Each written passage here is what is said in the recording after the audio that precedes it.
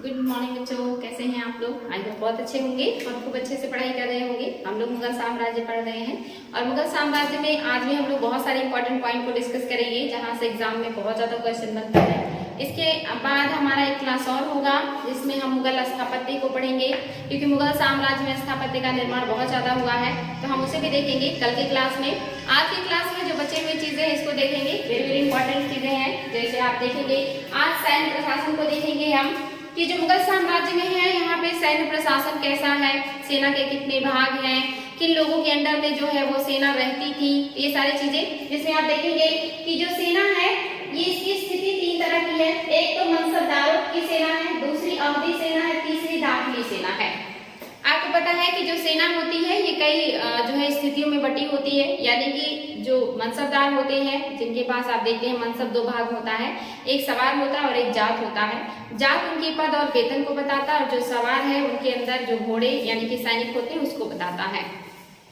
तो जितने भी मनसबदार होते हैं उनके अंडर में सेना होती है जिस हिसाब से उनका मनसब होता है। अगर मनसब ज्यादा का है तो सेना ज्यादा होगी, अगर मनसब कम का है तो जो सेना है वो कम होगा। तो जो मनसबदार हैं जितने भी होते हैं उन सब के अंडर में सेना होती है और जब राजा को जरूरत पड़ती है तब ये सेना उनके लिए युद्ध भूमि में युद्ध करती है। तो इम्पोर्टेंट है बच्चों, एक जो है स्थिति सेना की ये मनसबदारों के अंडर में होंगे, दूसरा है अहदी सेना। अहदी सेना मीन्स शासक की सेना या राजा की सेना। ये जो सेना होती है इसकी नियुक्ति राजा खुद करता है। इनके लिए जो अस्त्र शस्त्र होते हैं, जो घोड़े होते हैं, जो वस्त्र होते हैं, इन सब की व्यवस्था राजा करता है। इनका वेतन भी अधिक होता है। ये संख्या में कम होते हैं लेकिन ये बहुत ही अच्छी तरह से प्रशिक्षित होते हैं, बहुत ही योग्य होते हैं और राजा के विश्वास पात्र होते हैं। तो अहदी जो सेना है ये सबसे इम्पोर्टेंट है, ये राजा की सबसे खास सबसे इम्पोर्टेंट सेना है। और जो तीसरी सेना है ये आप देखेंगे दाखिली सेना है। दाखिली सेना का नियुक्ति भी राजा ही करता है, उसके लिए सारी व्यवस्था राजा ही करेगा, लेकिन ये अंडर में होते हैं जो मनसबदारों की सेना होती है उनकी। तो ये इंपॉर्टेंट है बच्चों, ये तीन तरह की सेना है, एक तो मनसबदारों की सेना है, दूसरी अहदी सेना है और तीसरी दाखिली सेना है। वही यहाँ पे लिखा है सैनिकों की स्थिति। इसके बाद जो सबसे महत्वपूर्ण सेना होती है राजा के सेनाओं का सबसे महत्वपूर्ण जो भाग होता है ये घुड़सवार सेना का होता है। ये सबसे तेज तर्राक होते हैं और सबसे यूजफुल होते हैं सैन्य क्षेत्र में, इसीलिए जो घुड़सवार सेना है इनका महत्व भी होता है। तो आप देखेंगे कि जो घुड़सवार सेना है ये दो तरह की है, एक तो है बरगीर और दूसरे है सिलेदार। बरगीर सेना वो सेना होती है जो अस्त्र शस्त्र और अपने लिए जो घोड़े की व्यवस्था स्वयं जो है राजा के द्वारा जिनके लिए किया जाता है, यानी कि जिन सैनिकों के लिए अस्त्र शस्त्र और घोड़े की व्यवस्था राजा करता है या राज्य की तरफ से किया जाता है, सरकार की तरफ से किया जाता है, उसे बरगीर सेना कहते हैं। और जो आपका दूसरा है सिलेदार, इसमें अस्त्र शस्त्र और घोड़े की व्यवस्था स्वयं व्यक्ति को करना पड़ता है, बस वेतन उसे राजा की तरफ से मिलता है और सेना में पद मिलता है, यानी कि पद वेतन राजा की तरफ से होगा, बाकी सारे जो व्यवस्था है वो व्यक्ति सेल्फ से खुद से करेगा। लेकिन जो बरगीर है इनके लिए सारी व्यवस्था राजा करता है, वेतन पद के साथ साथ जितनी भी चीजें हैं, चाहे अस्त्र हो, शस्त्र हो, वस्त्र हो, घोड़ा हो, इन सब की व्यवस्था सरकार की तरफ से किया जाता है। तो ये बरगीर और सिलेदार में अंतर है। ये जो घुड़सवार सेना है इनके भी कई प्रकार हैं, जिसमें आप देखेंगे एक अस्पा, यानी कि ऐसा सेना ऐसे सैनिक जिसके पास एक घोड़ा हो, यानी कि एक सेना में कोई व्यक्ति है तो उस व्यक्ति के पास एक घोड़ा हो तो उसे कहेंगे एक अस्पा। दो अस्पा, यानी कि किसी सैनिक के पास दो घोड़े हों। मान लीजिए कभी युद्ध भूमि में लगातार युद्ध चलते रहे और ऐसे में जो घोड़े हैं वो थक जाते हैं, तो यहाँ पे एक व्यक्ति के पास कभी कभी दो घोड़े रखे जाते थे और जब ऐसी स्थिति होती थी तो उसे दो अस्पा कहते थे कि घोड़ों को आराम भी मिल जाए युद्ध भूमि में लड़ते लड़ते। तो ये एक सैनिक के पास अगर दो घोड़े हैं तो इसे दो अस्पा कहा जाता था, और अगर एक व्यक्ति के पास यानी कि एक सैनिक व्यक्ति है उसके पास तीन घोड़े हैं तो इसे सिंह अस्पा या सी अस्पा कहा जाता था। तो जो आप देखेंगे दो अस्पा है और सी अस्पा या सिंह अस्पा है, इन दोनों का जो शुरुआत है ये जहांगीर के काल में हुआ है। एग्जाम में आता है कि जहांगीर ने कौन से अस्पा का शुरुआत किया था, तो दो अस्पा और सी अस्पा। इंपॉर्टेंट है बच्चों, एग्जाम में आ चुका है, ध्यान देंगे इसको। और जो लास्ट का है ये है निम्न अस्पा। निम्न अस्पा मीन्स कि दो व्यक्तियों के बीच या दो सैनिकों के बीच एक घोड़ा, यानी कि दो लोग होंगे और उनके बीच मात्र एक घोड़ा होगा और उसी से दोनों लोग बारी बारी से युद्ध करेंगे। तो ये याद रखेंगे आप लोग, एक अस्पा, दो अस्पा, सिंह अस्पा और निम्न अस्पा, ये है वेरी वेरी इंपॉर्टेंट है, एग्जाम में आता है। इसके बाद जो सेना का दूसरा भाग है ये है पैदल सेना। पैदल सेना जानते हैं सबसे ज्यादा संख्या में पैदल और इसमें भी कई तरह के इनके साजो सामान और अस्त्र शस्त्र से इन्हें सुसज्जित किया जाता है। इसके बाद जो सेना ये हस्त सेना यानी कि हाथियों की सेना, और इनकी जो देखभाल करता है या जो इनका कंट्रोल करता है या जिसके अंडर में कार्य करते हैं इसे पील खाना कहा जाता है। हाथियों को पील कहा जाता है और जिनके अंडर में हस्ती सेना होती है उसे पील खाना कहा जाता है।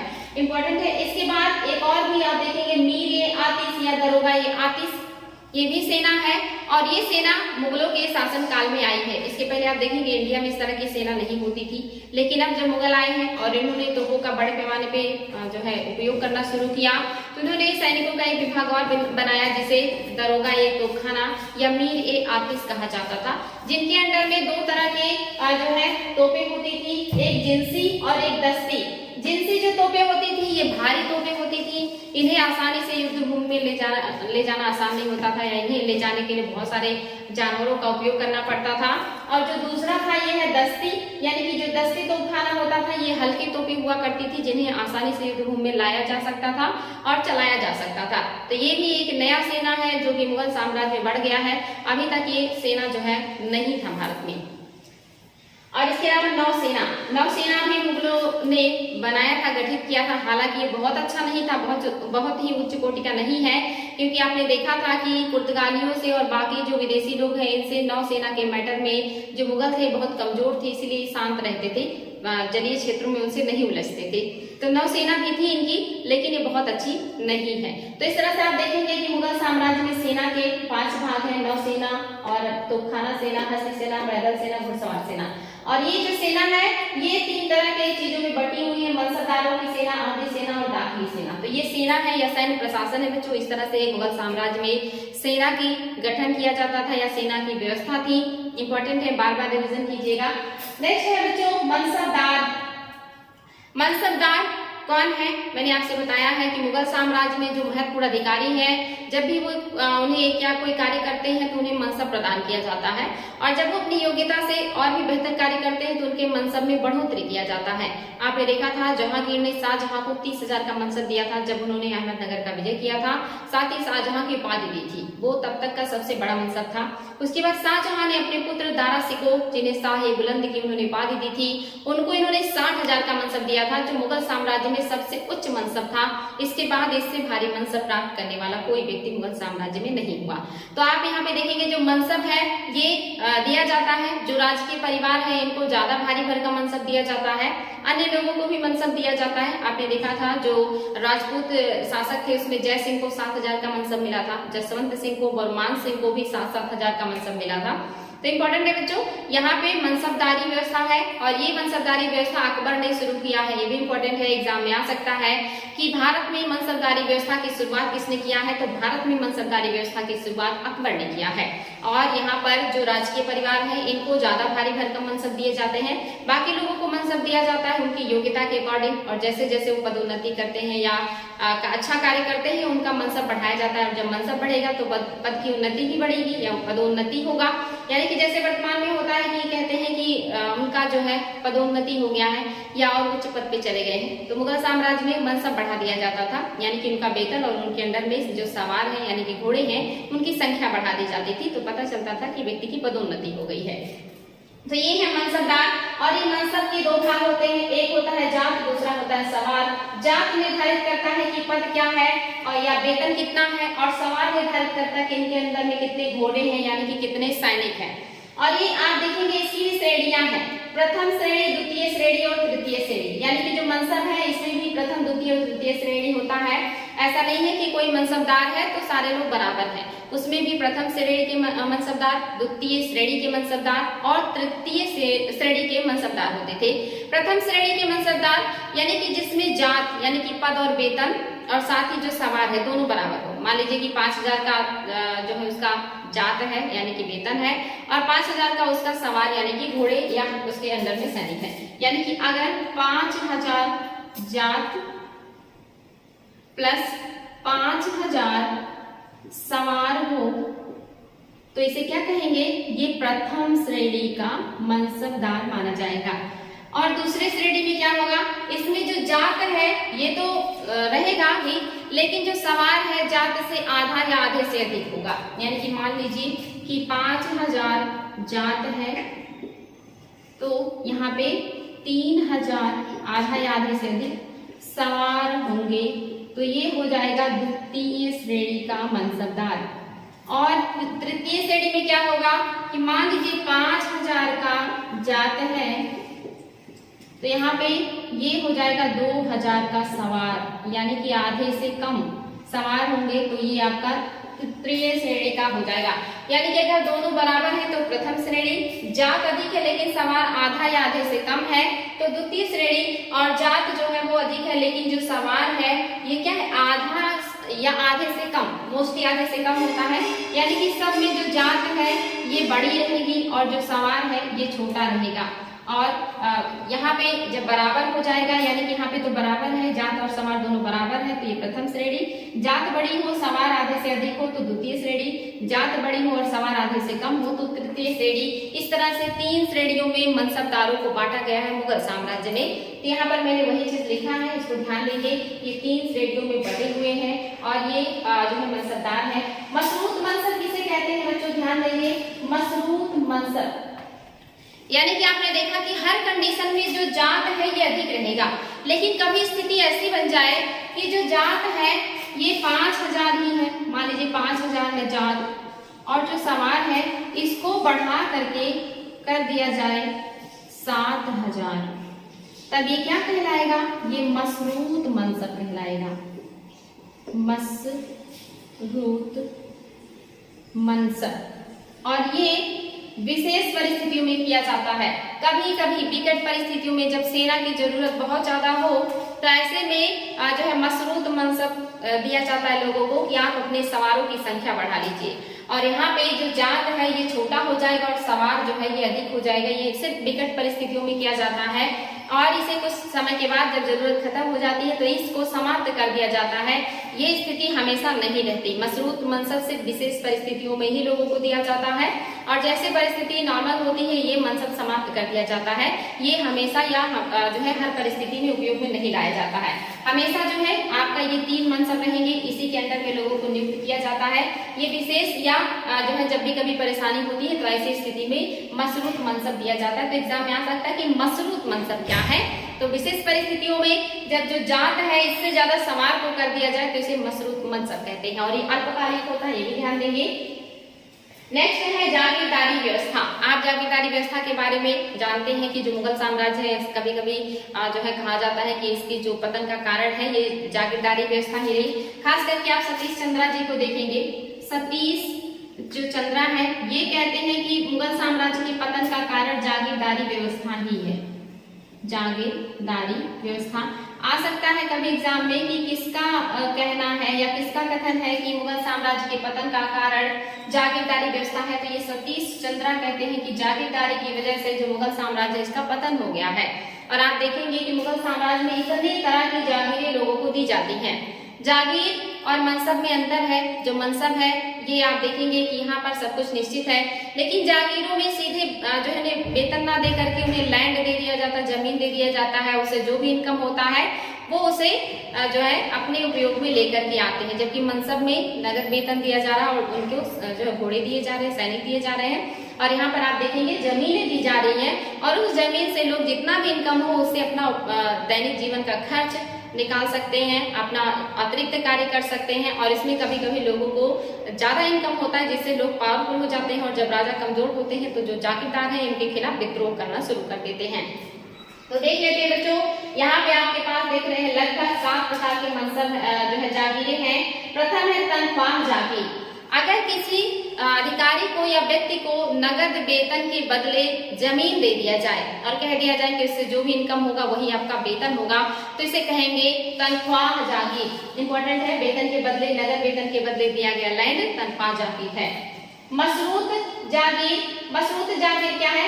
जब किसी आपने देखा था कि मशरूत मनसब भी है और मशरूत आपका जागीर भी है। मशरूत जागीर जब किसी व्यक्ति को किसी शर्त पर दी जाने वाली जागीर, यानी कि किसी व्यक्ति को किसी शर्त पर दिया जाए कि आप इस शर्त को अगर फुलफिल करेंगे तो आपको ये जागीर दे दी जाएगी, या ये जो जागीर दी जा रही है उसमें कुछ कंडीशन रख करके उसे दिया जाए तो ये क्या होगा, मशरूत जागीर, यानी कि सशर्त अगर कोई जागीर किसी को प्रदान किया जा रहा है, वो शर्त तो शासक ही निर्धारित करेगा कि क्या उसे रखना है, तो ये क्या हो जाएगा, मशरूत जागीर हो जाएगा।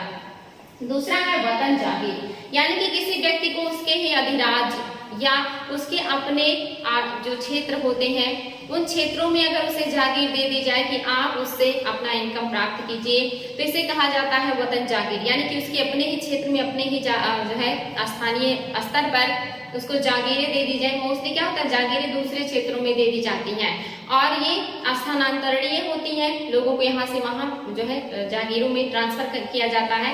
लेकिन अगर उसे वतन जागीर दे दिया गया तो ये ट्रांसफर नहीं होता, लेकिन ये वंशानुगत हो जाता है, क्योंकि स्थानीय स्तर पे है तो उसको उसके जो बच्चे होंगे वो भी उपयोग में ला सकते हैं। तो जो वतन जागीर है ये मोस्टली क्या होगा आपका, ये भी भू राजस्व के बदले ही दिया जाएगा, यानी कि किसी भी मनसबदार को उसके अधिराज्य अथवा अधिकार क्षेत्र में भू राजस्व आवंटित किया जाता है, जो वंशानुगत होता है लेकिन ट्रांसफरेबल नहीं होता, यानी कि आप उसे हस्तांतरित नहीं कर सकते। नेक्स्ट है इनाम जागीर।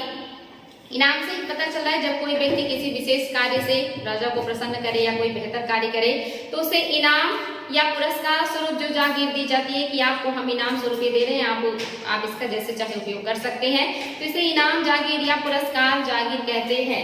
इंपॉर्टेंट है बच्चों, इनाम जागीर या पुरस्कार जागीर। और ये जो है पद या कार्य रहित होता है, यानी कि ये किसी पद या किसी कार्य के लिए नहीं बल्कि विशेष जो है उसके कार्यों से अगर प्रसन्न होकर के राजा उन्हें दे दे तो ये जो है इनाम जागीर है और उसके बदले में उनसे राजा कोई उपेक्षा ना करे, ना किसी कार्य की और ना किसी पद की, इनाम जागीर इसे कहेंगे।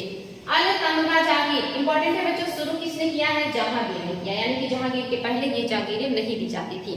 जहांगीर ने शुरू किया है किस लिए, किसी विशेष अनुग्रह प्राप्त परिवार को सम्राट द्वारा स्वर्णिम मुहर के साथ ये प्रदान किया जाता था। अल-तमगा जागीर यानी कि विशेष परिवारों को स्वर्णिम मोहर के साथ जो जहांगीर है ये जो जागीरें प्रदान करते थे इसे कहा जाता था अल-तमगा जागीर। नेक्स्ट है एम्मा जागीर। एम्मा जागीर भी जहांगीर के शासनकाल में शुरू हुआ है और ये जितने भी मुस्लिम धर्म के धार्मिक व्यक्ति होते हैं, उलेमा होते हैं, इनको अपना जीविकोपार्जन के लिए राजा के द्वारा दिया जाता है, इसे कहते हैं एम्मा जागीर। नेक्स्ट है महान-ए पैबाकी। महान-ए पैबाकी ऐसी जमीनें होती हैं जिन्हें खालसा भूमि में तब्दील किया जाता है और खालसा भूमि में जो है तब्दील करने के बाद इनको आप देखेंगे कि परिवर्तित किया जाता है और ये आरक्षित भूमियां होती हैं और ऐसा कब किया जाता है जब इस भूमि का उपयोग करना हो, नई जागीर के रूप में किसी को प्रदान करना हो या किसी की जागीर क्षेत्र का विस्तार करना हो। यानी कि गवर्नमेंट के बहुत सारे लैंड आप देखते हैं ऐसे ही पड़े रहते हैं जिसमें लोग अपना जीवन यापन करते हैं, अपना जो है उसमें अपना दुकान या अपनी खेती या अपना घर या झोपड़ी बना करके रहते हैं, लेकिन जब सरकार को जरूरत पड़ती है उसमें कोई कंस्ट्रक्शन करने की या रोड बनाना हो या कोई भवन बनाना हो तो सरकार उनको वहां से विस्थापित करके फिर वहां पर अपना कार्य करना शुरू कर देती है। तो ऐसी बहुत सारी सरकारी जमीनें जिनका उपयोग आप देखेंगे गवर्नमेंट या ऐसी बहुत सारी बंजर जमीनें जिनका कोई उपयोग नहीं है, जिस पर कोई भी कब्जा नहीं कर सकता, गवर्नमेंट जिसे चाहे आवंटित कर सकती है, जिस तरह चाहे उपयोग कर सकती है। यानी कि ऐसी फालतू की बड़ी जमीनें जिसको गवर्नमेंट जब चाहे सरकारी भूमि में तब्दील करके किसी को जागीर के रूप में प्रदान कर दे या किसी की जागीर का जो क्षेत्र है उसका विस्तार करके उसको और बड़ी जागीर के रूप में तब्दील कर दे, तो ऐसे जागीरों को कहा जाता है महान-ए पैबाकी। यानी कि आरक्षित भूमियों का उपयोग जब राजा अपने लोगों के लिए जागीर प्रदान करने में करे या लोगों की जागीरे के क्षेत्र को बढ़ाने के लिए करे तो इसे कहा जाता है महान-ए पैबाकी। इंपॉर्टेंट है बच्चों, ये सारे जो है आता कैसे है क्वेश्चन, एक तरफ ये सारे जागीरें दी गई है, दूसरी तरफ इन्हें किस क्षेत्र में दिया जाता है ये क्षेत्र दिया रहेगा।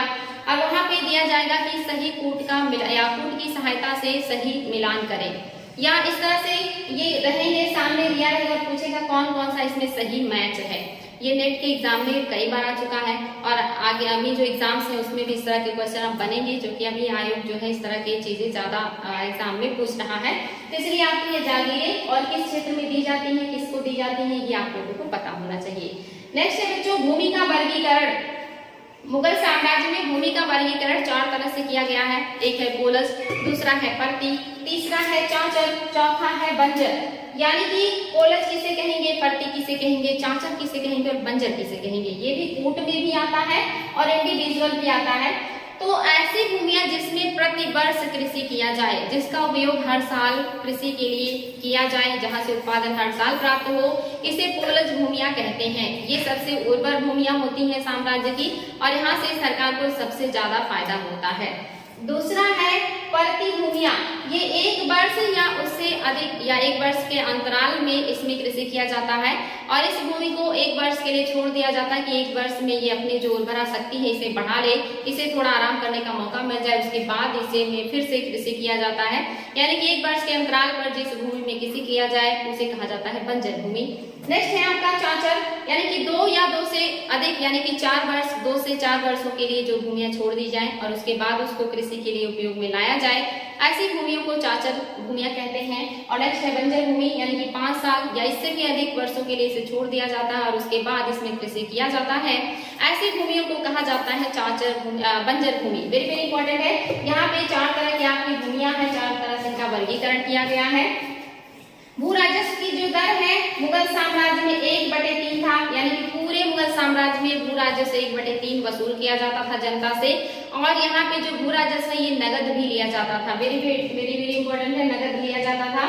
इस समय आप देखेंगे कि सिकंदर एक जो गजे सिकंदरी है या सिकंदरी गज का उपयोग भी किया जाता था, जो 39 अंगुल और 32 इंच का होता था। एग्जाम में ये इंडिविजुअल भी आया बच्चों की जो सिकंदरी गज था इसका जो माप था ये कितना है, तो 32 अंगुल 39 अंगुल या 32 इंच। ठीक है, अगर 39 अंगुल दिया है ऑप्शन में तो भी सही है, 32 इंच दिया है तो भी सही है।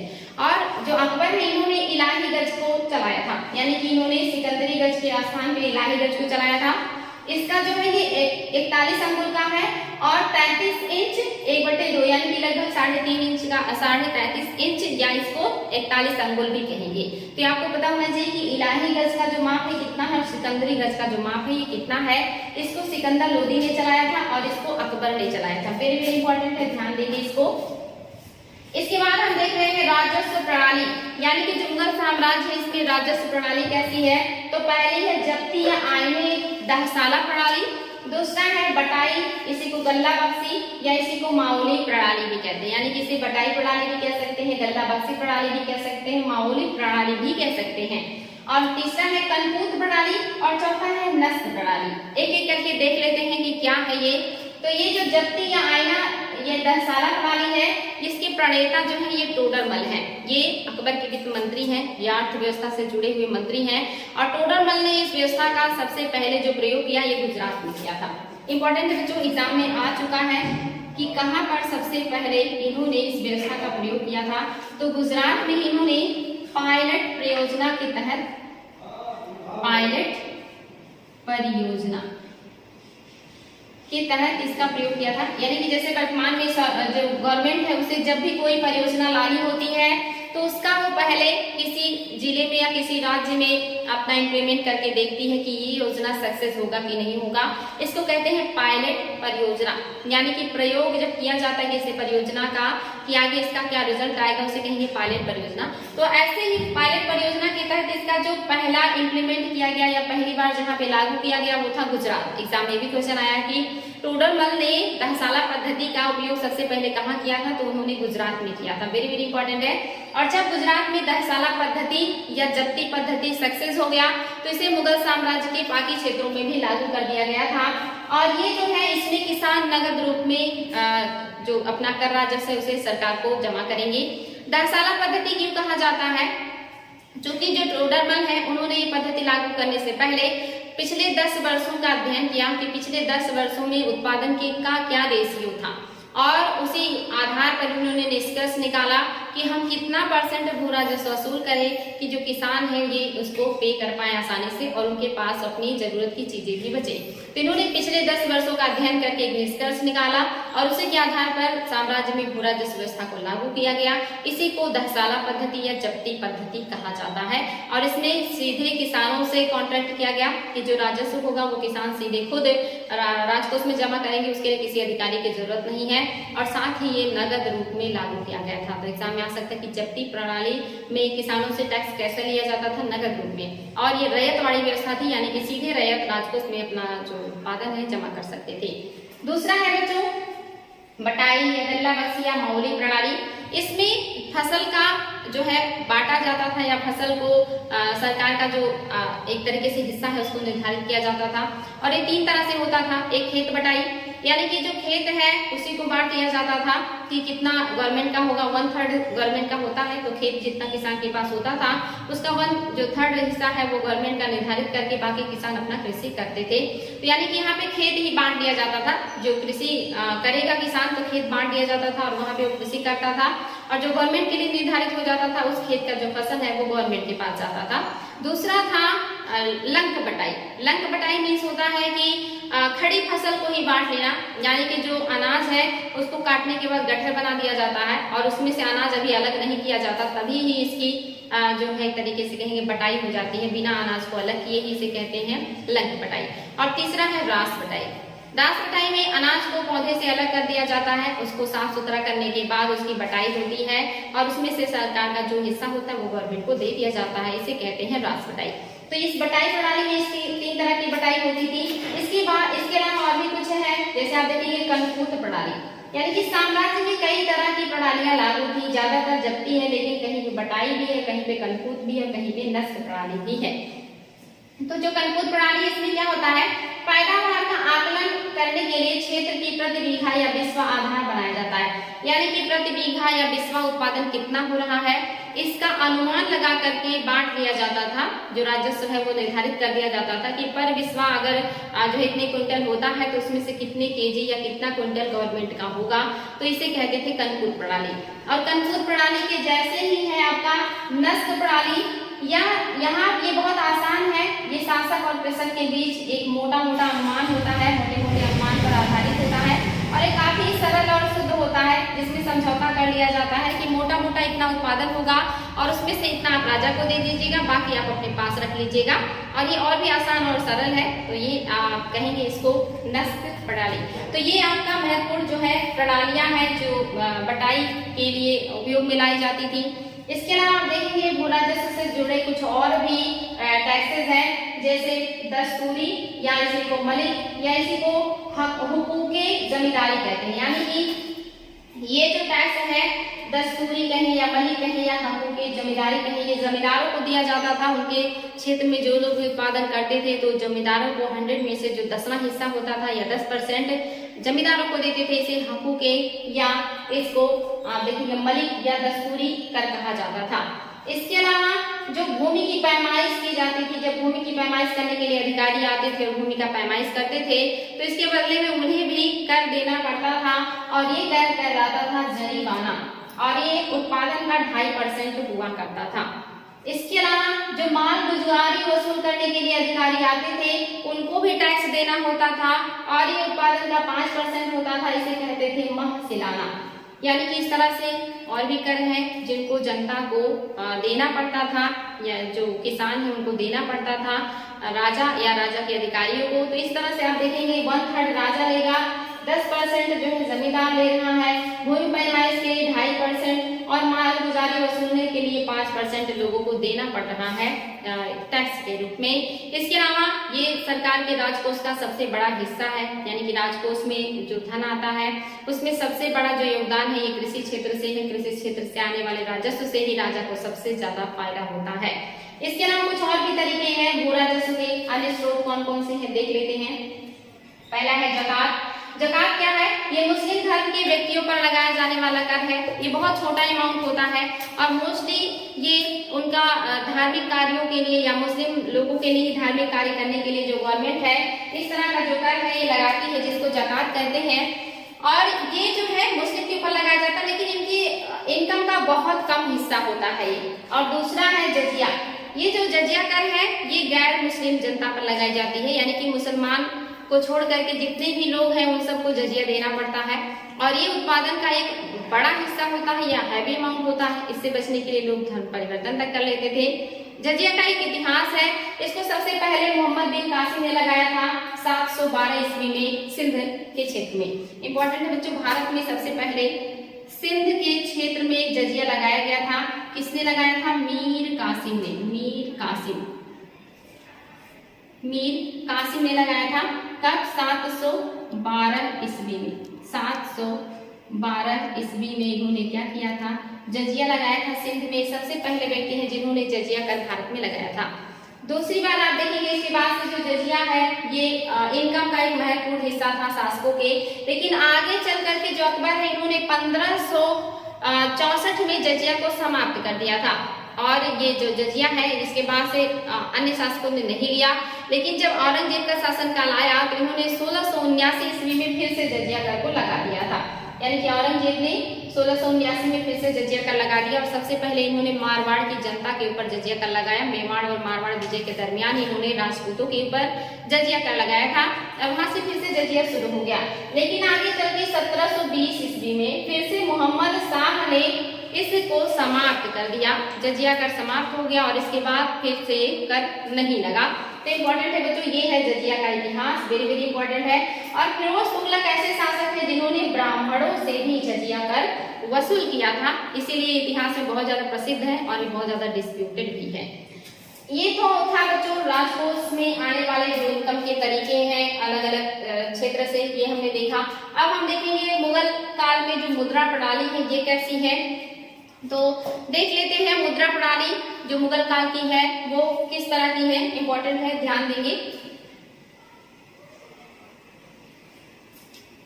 एक तो छूट गया, हाँ ये तो बच्चों मैंने ध्यान नहीं दिया कि खुम्स और जो खराज है ये चीज मैंने नहीं बताया, तो देख लेते हैं। खुम्स को भी, खुम्स क्या है, सॉरी खराज क्या है, तो ये जो किसानों के ऊपर उनकी कृषि उपज का लगाया जाता है वो है खराज। यानी कि जो किसान है वो उत्पादन करते हैं, उस उत्पादन पर जो कर लगता है इसको खराज कहते हैं। तो इम्पोर्टेंट है जो कभी कभी बताते बताते जो माइंड है वो दूसरी जगह चला जाता है, माइंड ऊपर चला गया।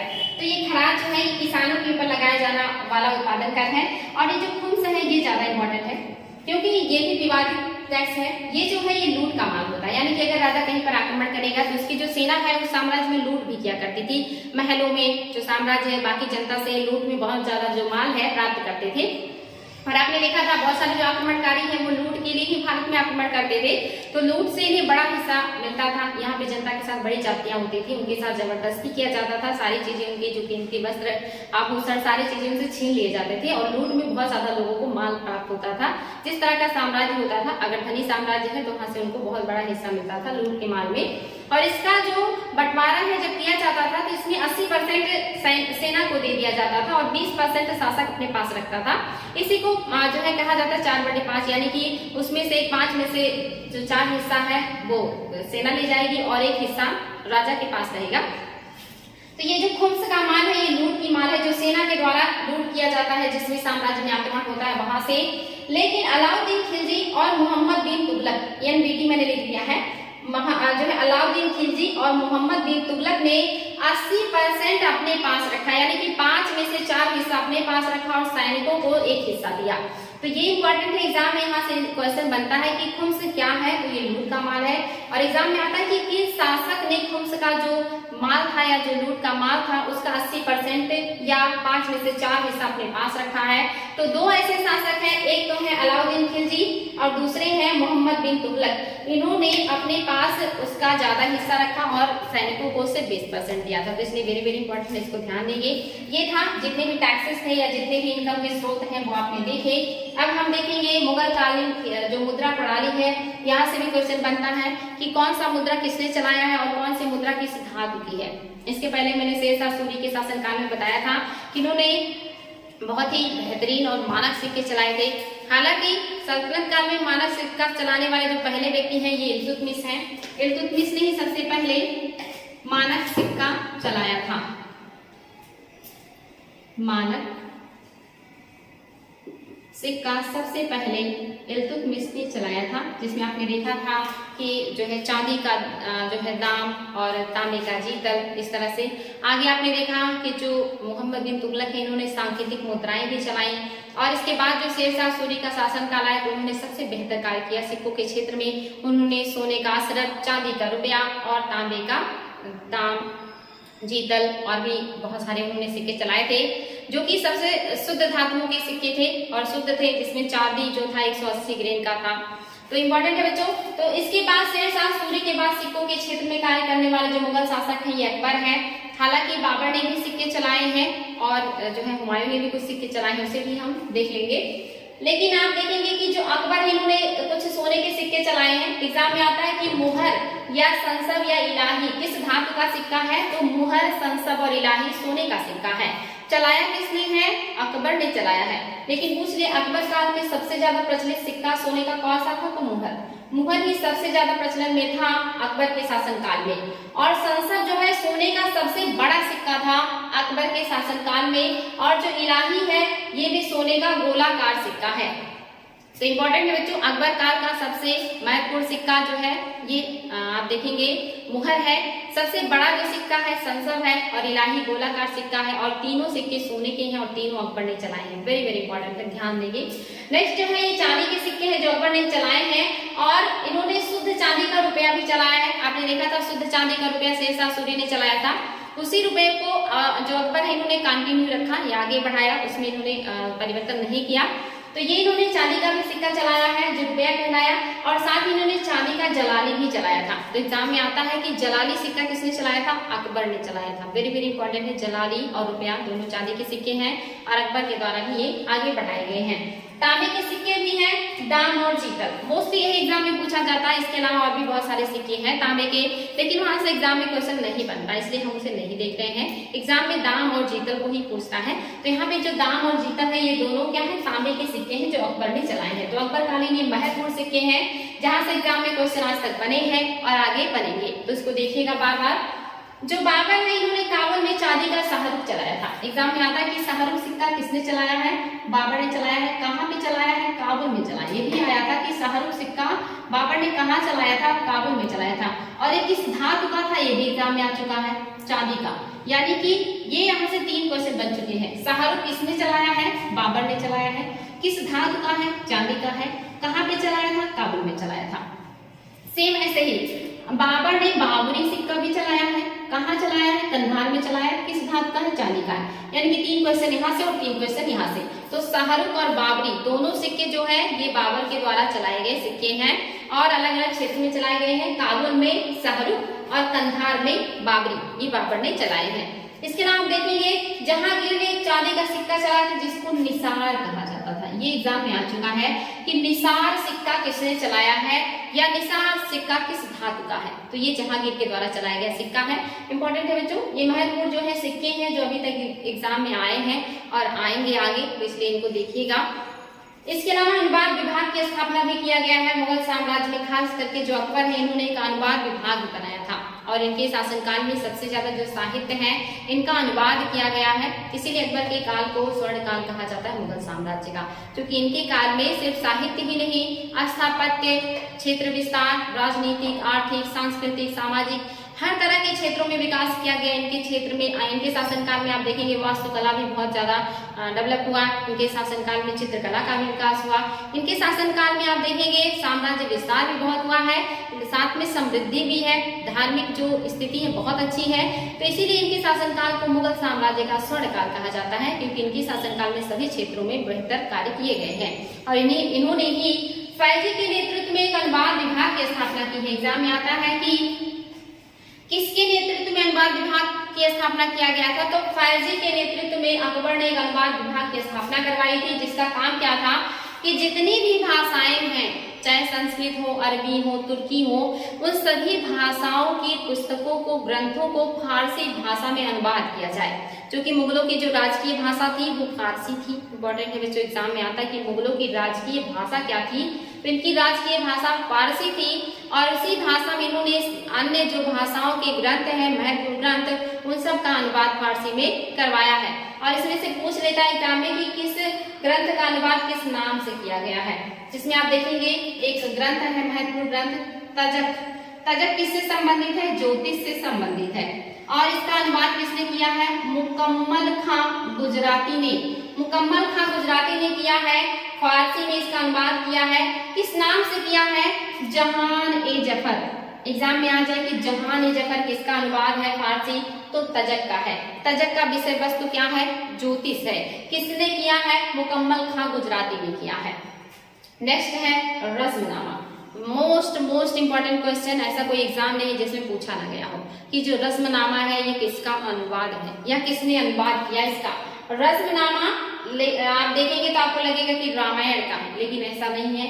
रस्मनामा महाभारत का फारसी अनुवाद है। किसने किया है? फैजी प्लस अब्दुल कादिर बदायूनी ने किया है। वेरी वेरी इंपॉर्टेंट है बच्चों।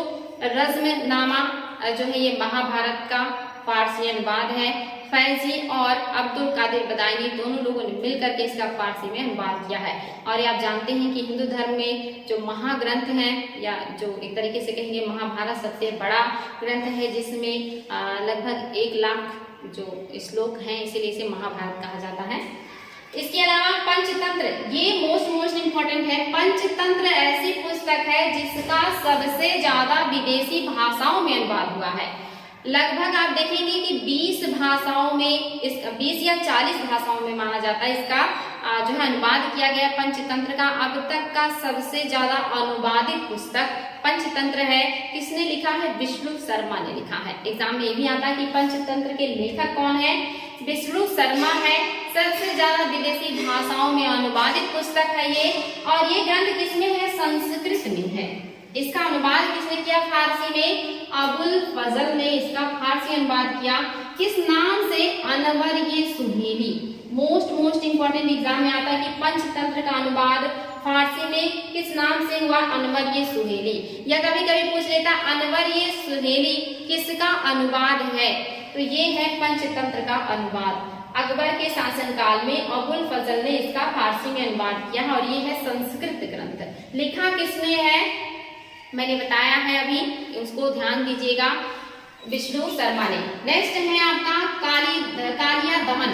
जो कालिया दमन है ये भी क्या है? आप देखेंगे अबुल फजल के द्वारा ही इसका भी अनुवाद किया गया है कालिया दमन का। और इसका फारसी अनुवाद यार ए दानिश नाम से हुआ है। मोस्ट इंपॉर्टेंट पूछ सकता है, यार ए दानिश किसका अनुवादित नाम है? कालिया दमन का है। और किसने अनुवादित किया है फारसी में? अबुल फजल ने किया है।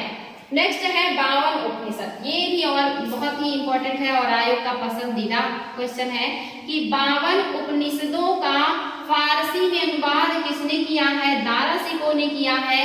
किस शीर्षक से? या शीर्षक का नाम क्या है? सिर-ए-अकबर। सिर-ए-अकबर शीर्षक के नाम से फारसी में दारा शिकोह ने अनुवाद किया है 52 उपनिषदों का। तो ये इंपॉर्टेंट है बच्चों, एग्जाम में अनगिनत बार आए हैं और आगे भी आएंगे, तो इसलिए इनको बार बार रिवीजन कीजिएगा। हिस्ट्री में तथ्य बहुत है और इसका एकमात्र इलाज है कि आप बार बार रिवीजन करें, समझने का प्रयास करें, इंटरेस्ट उसमें अपना उत्पन्न करें। जब इंटरेस्ट आएगा तो ये चीजें आसानी से याद होंगी। तो इसको बार बार रिवीजन कीजिए बच्चों, अच्छे से पढ़ाई कीजिए। कल हम मिलेंगे मुगल साम्राज्य में स्थापत्य कला के साथ और उम्मीद करेंगे कि कल आपका जो मुगल काल है या जो मध्यकालीन इतिहास है ये समाप्त हो और हम फिर आधुनिक भारत का इतिहास शुरू करें। तो आज के लिए इतना ही बच्चों, कल मिलते हैं नए क्लास में नए टॉपिक के साथ। Thank you.